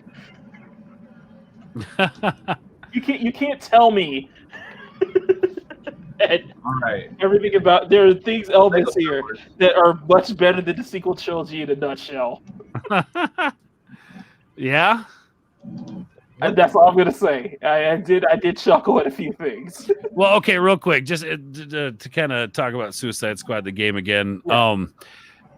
They gotta stop saturating the market with this stuff. Like, so we have Suicide Squad in the movie. Now we have the Suicide Squad in the movie. Now we have Suicide Squad kills the Justice. Like, stop trying to beat these horses to death. Come out with one of these things. Let it ride for a while, right? Let it ride for a while. Yeah. And then release something new. Don't just it's like stack. It's like how many Spider-Mans do we have like year after year after year? Well, that's the problem with the Batman stuff right now. Where with the movie, Batman, it's like pretty much another origin movie, and it's like how many origin movies do we need? Ords, you bringing up Spider-Man. I do have some. I do have some concerns about Spider-Man Miles Morales on PS5. So why does that not surprise me? Like the very concept of the game is flawed to me already. But yeah. Then again, of course. I loved Spider-Man PS4. I absolutely loved it. It's great. I love what people did with Miles. I love it. Phenomenal game. I love it so much. I mean, it's really it all starts with that Spider-Man 2 game. Like that really changed. That changed it. I'll go further back. It all started with Spider-Man 2000 because that was the first 3D Spider-Man game. Because essentially that game was pretty much just what a graphics update became Spider-Man the movie. game. I loved that. I loved playing that game. Then after that, we got Spider-Man 2. So really, it all started with Spider-Man 2000. I guess I can give you that. Well, go ahead. No, I was just gonna talk about the Suicide Squad thing before we move on, because here's what I gotta say. The trailer looks all right. Again, I've already said my problems with it. Like, why the hell is Deadshot race swapped? Because he was white last time I saw him. Well, he was Hispanic. And whatever. I don't know. Like he's. He I know, but he wears whatever. He's wearing a mask. Whatever. Somebody else unless if you're saying that this is still in the Arkham universe, then that means somebody else should have probably taken the mantle. That's the only other way I could see. Well, he didn't die. Yeah, because if this is Floyd Lawton, then yeah, it's a race swap. But but what I was gonna say is, like, I'm not gonna really say too much about it, because again, we didn't get gameplay for the Suicide Squad game, and that's what we got for Gotham Knights. So obviously, I'm gonna say that I'm more interested in Gotham Knights.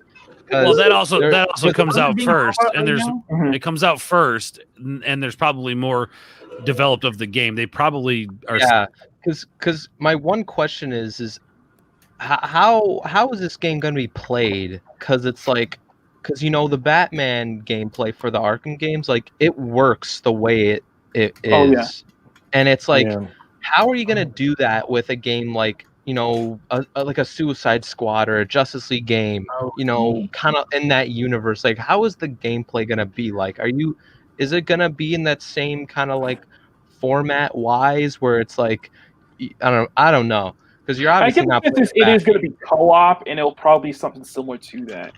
It's like, and keep in mind, you're able to play as Harley Quinn in Arkham Knight, so I'm assuming the gameplay will probably be to that. And by the way, this is just me, but the whole, you guys saying like, oh yeah, why does Superman have to be the bad guy again? Listen, I'm not really that concerned about it, because here's the thing: Superman is bad in this movie differently than Injustice. He was bad because of the whole drug thing that Joker did in Injustice. Joker drugged him.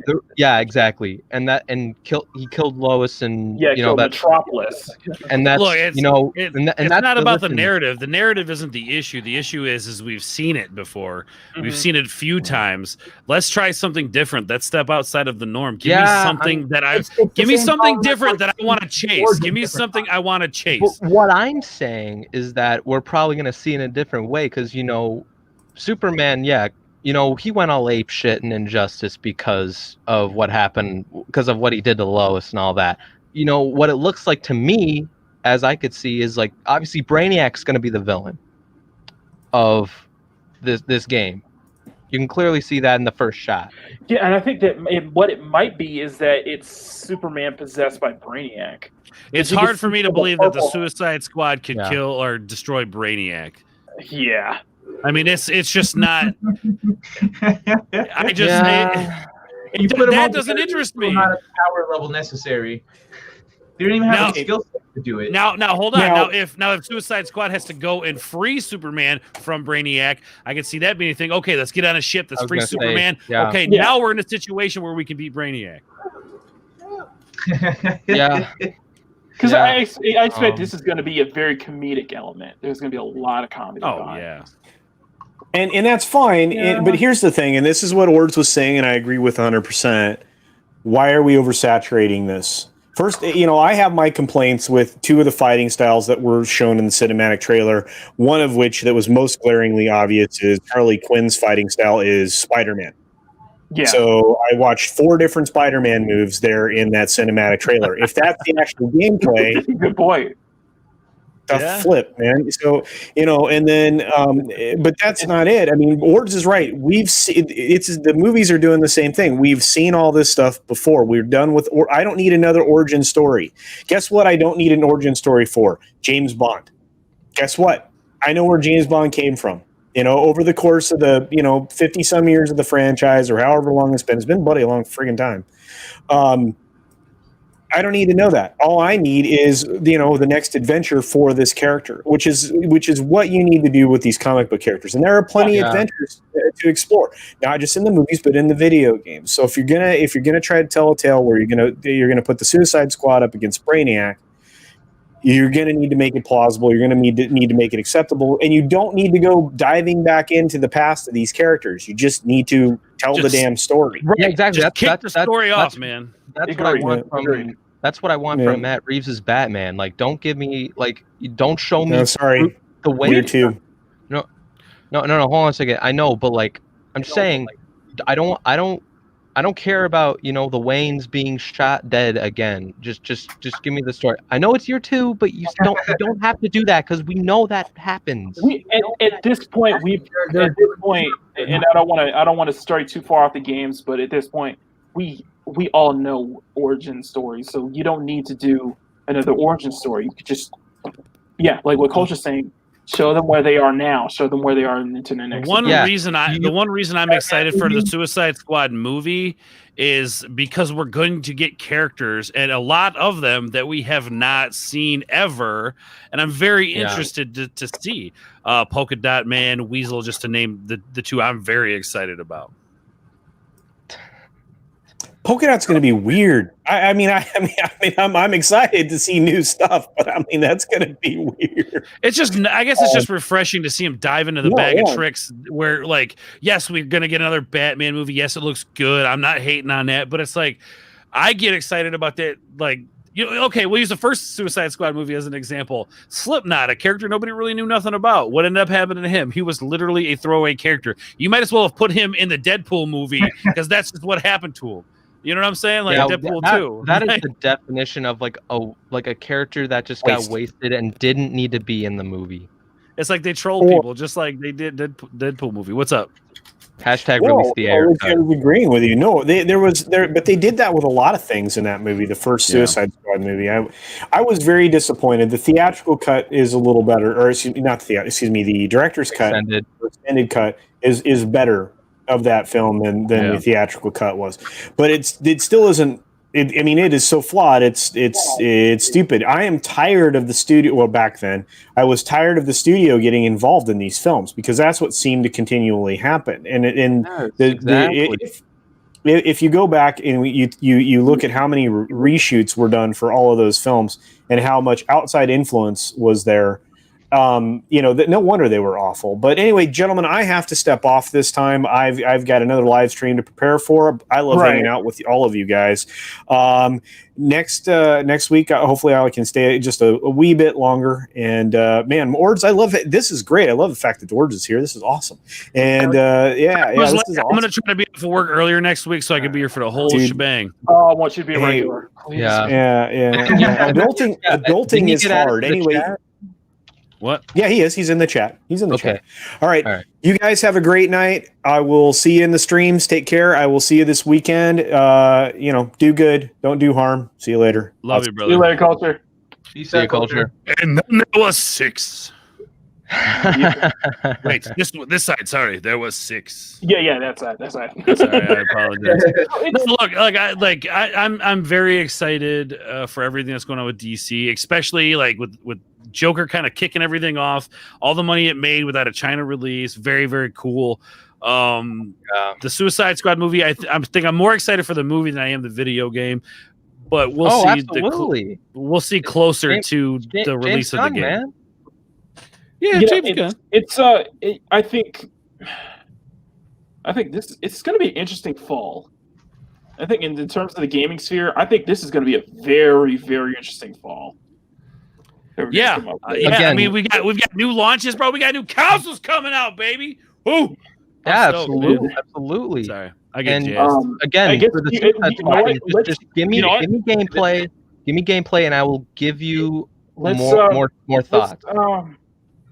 If we don't have any other articles to talk about, we could go into just kind of what we're looking forward to.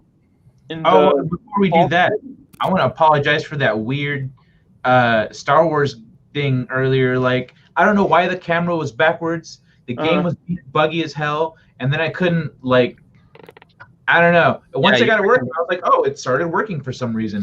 So you freaking stuck in that game. All right, well, you guys saw the lady. You guys saw the lady in the chat. I'm gonna get going for now. I'm gonna let you guys. I'm gonna pop the stream up and we'll let you dinner. I'm gonna be listening to you guys. I'll be in the chat. But I'm starving. I just got off of work. I still need to shower. I love you guys. Is Cashy Queen your lady friend? That's my girl, man. My Amber, how dare you make him hungry? You just knew that, Kai? I didn't know. No, I didn't know that.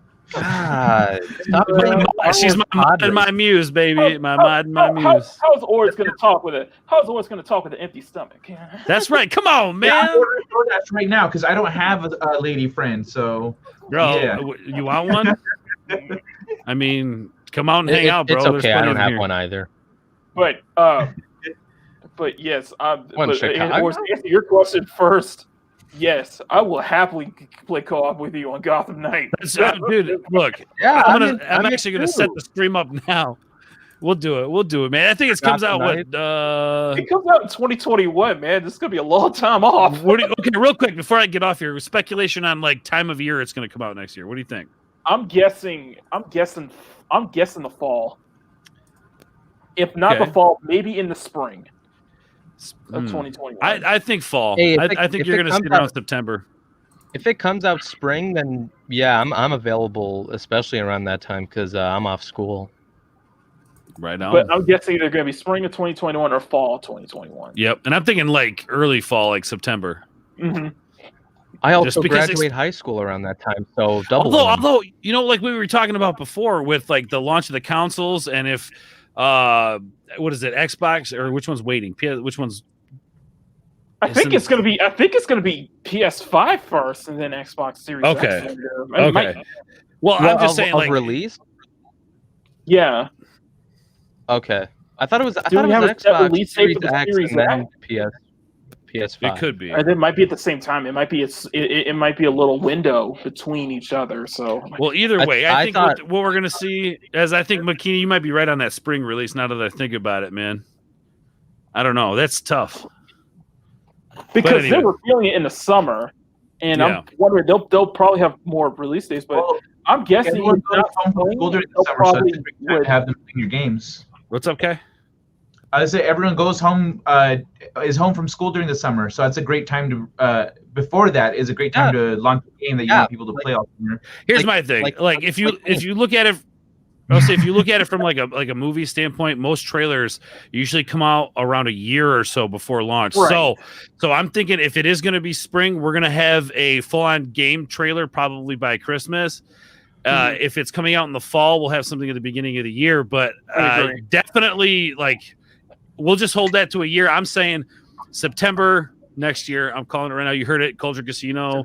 All you guys heard it. I'm calling it. Hold up a second. I got a question. Do you guys know when the Suicide Squad movie for James Gunn is coming out? Like, what next year?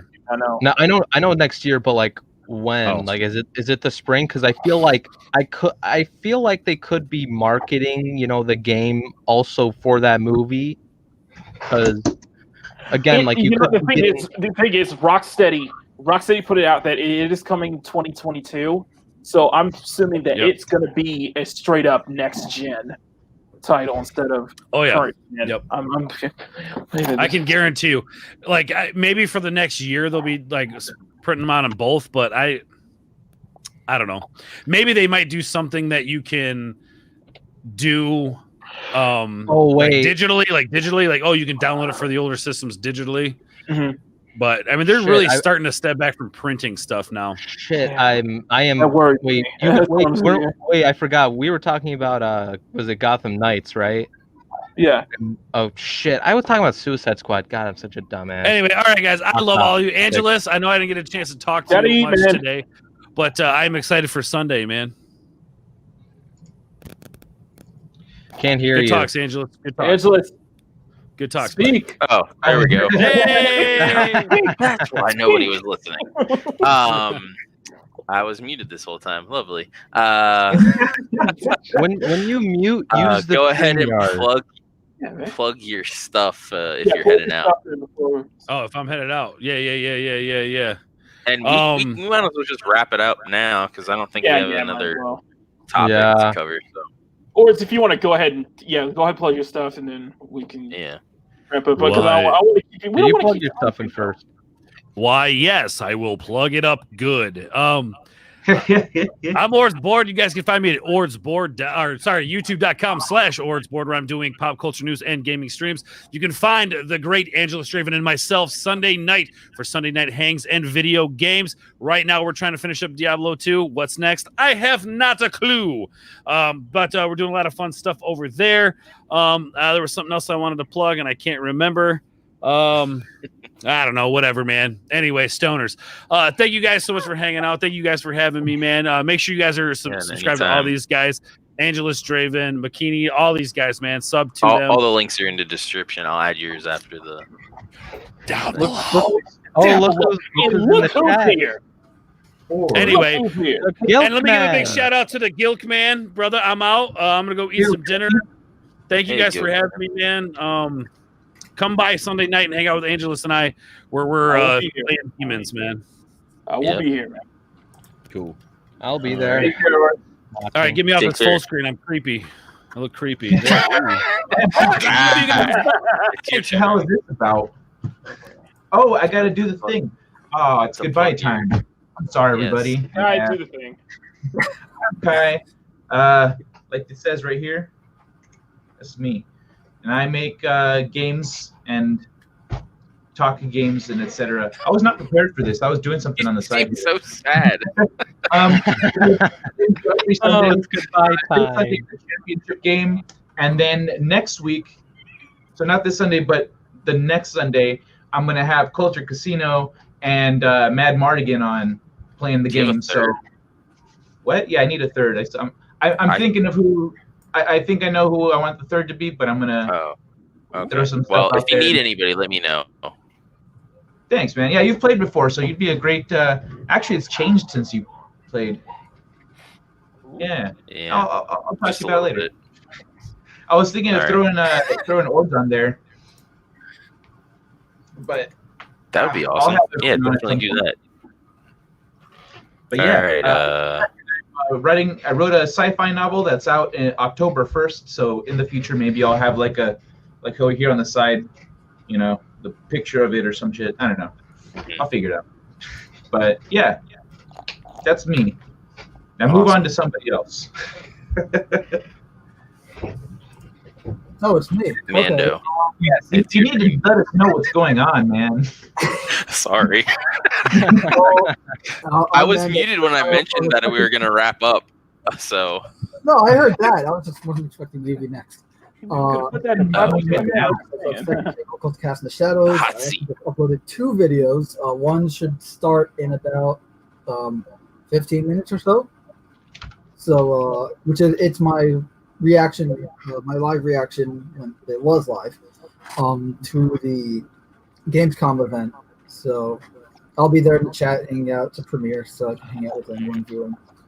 And yeah, I put some news videos in there. I got to do some more, so stay tuned for more content.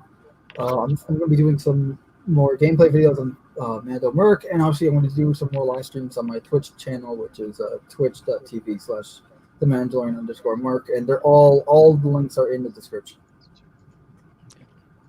All right, Cooper. Hey, buddy. Hey, what's going on, everyone? It's Runner. You can find me on YouTube, Runner Studios, also Twitter, Runner_Studio, and you can all practices running. Oh, okay. I have a story about that. So, you know how?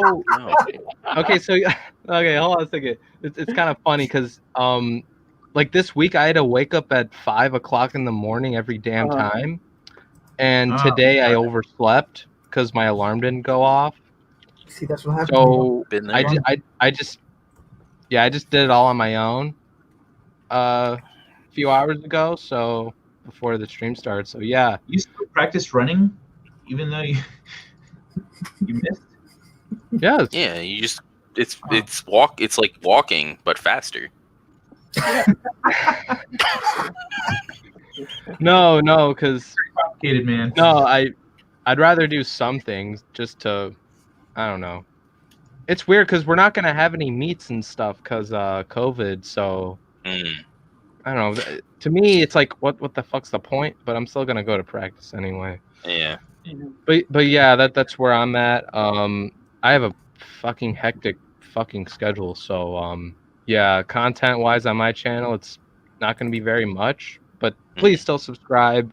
I will be doing a 100 subscriber celebration very soon. Don't know when, but yeah, stay tuned for that. Awesome. All right, you good? Yeah, I'm good. I think so. All right, Macany, what you got going on? I'm gonna try to shorten this as much as I can. So Kai, shut up. Am I sharing your screen? What did I do? Okay, so you know what you did. My name is Macany90. Artist and modder and such. But this is my YouTube channel. I've been doing my weekly time-lapse videos, and I have started doing live streams, drawing sessions where I'm doing a drawing from beginning to end, and each live stream we're gonna keep working on it this week. This one I'm doing is for Bubblegum Curls, one of my earlier streams. I started doing it on Sunday, and I think I might make a schedule about it, do it just like Wednesday and Sundays, or just find an open time. I might do a part 3 tomorrow. And I usually have guests on to talk with me as I'm drawing and such. So you have that. I have my Twitter, my Instagram, and my Teespring store. Now, something I want to just make this real quick.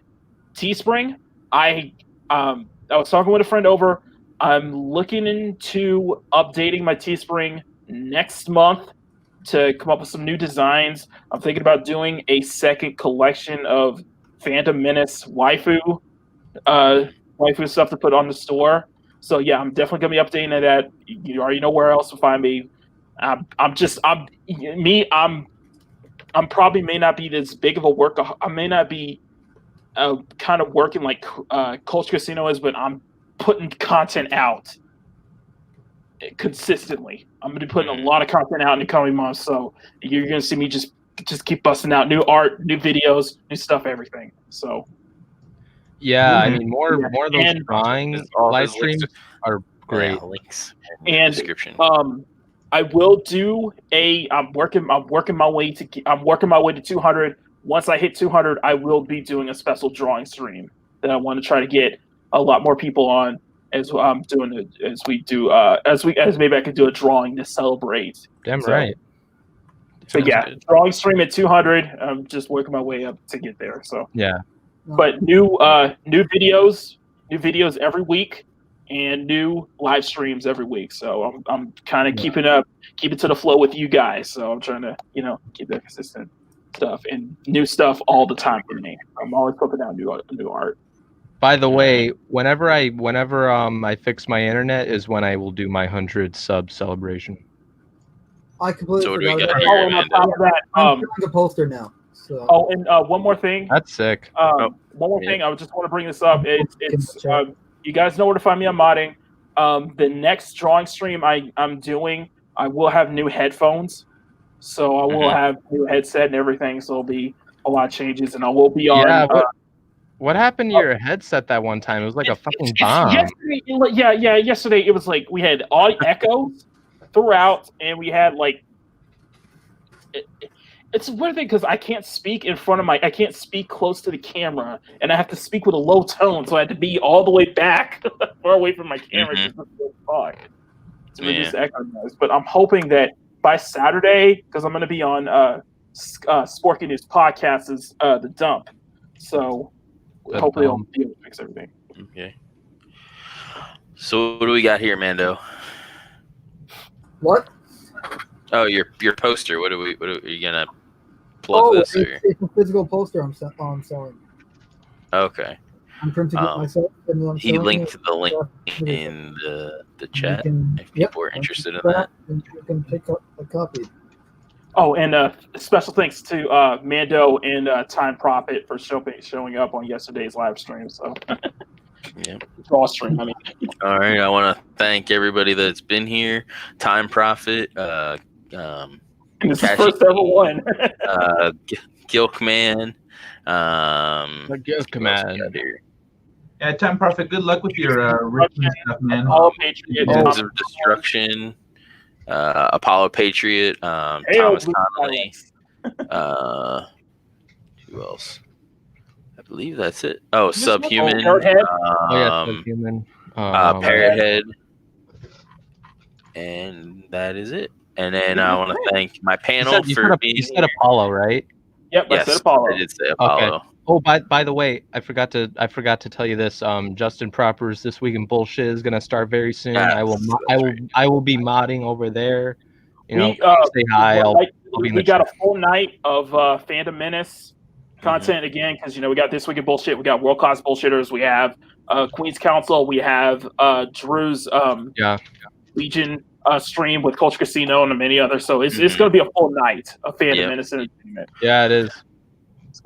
Make sure you guys all check out the links in the description. Follow, subscribe, do all that lovely stuff. And thanks for joining us. Let's get us all. Let's we all grow like Officer 1 says. We all grow together. So exactly, it's all of us in the gaming lounge. Let's all try to get it. We rise together. Yeah. Yep, we all rise together. And have a nice week or weekend, I guess I should say. And peace out.